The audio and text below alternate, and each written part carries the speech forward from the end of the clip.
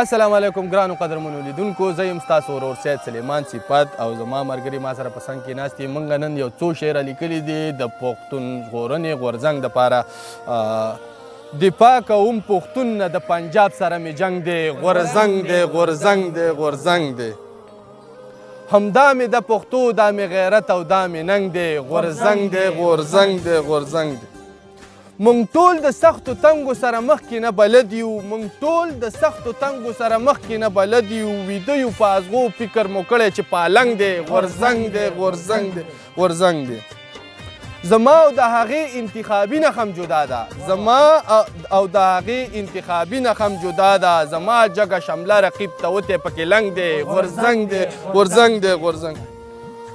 خو مونږ د پخوا نه په یوه خبره مړی، خو مونږ د پخوا نه په یوه خبره مړه یو. تل مونږ سر بیللی او ګټلی مو لونګ دی، غورځنګ دی.